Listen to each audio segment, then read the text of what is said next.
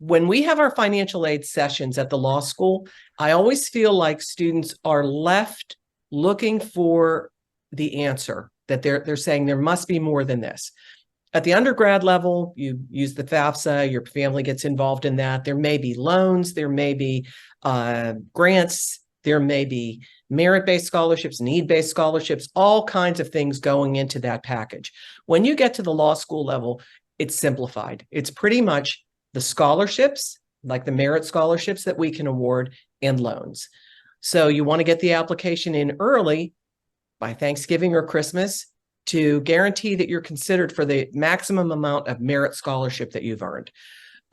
We also have some other donor and endowed scholarships that we let admitted students know about. We provide the applications for those. And then beyond that, you'll be working with our financial aid office to apply for loans to cover the cost of education. If you can find some outside loans, maybe from insurance companies, from maybe your employer, from your parents' employers, whatever it might be, certainly apply for those, because if you can, cobble together a couple of those, it may pay for your books or your new laptop or some of your rent, whatever it might be. We also, after students graduate, we have the Loan Repayment Assistance Program. This is for students who go into public interest areas. So those students, we really want to encourage them. So we have a program where you can apply to have your loans repaid if you're working in public service. And I've been on that committee, and I have seen students get thousands of dollars to pay for their loans. And it really is a great help to them.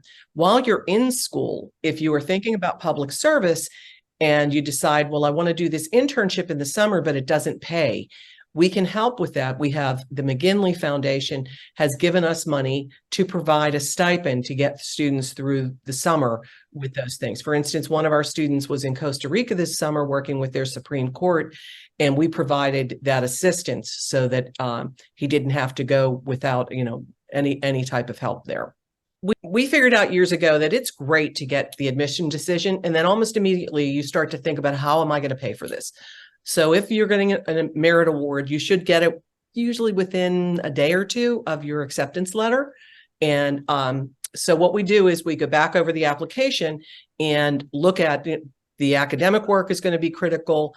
We're going to look at the LSAT history, the GRE scores, and then leadership is going to be really important, because the scholarships, there's an expectation that you're going to be involved at the law school. It's a little harder for our evening students to do that, but that still happens.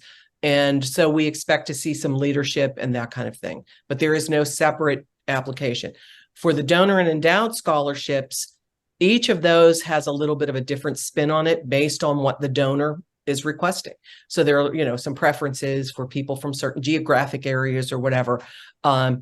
We also, because of the Kline gift, the $50 million gift that we received last year, we are also instituting more need-based scholarships. And so that will be based on the FAFSA and what we find there. So if you're interested in need-based scholarships, you'll want to submit the FAFSA as soon as possible.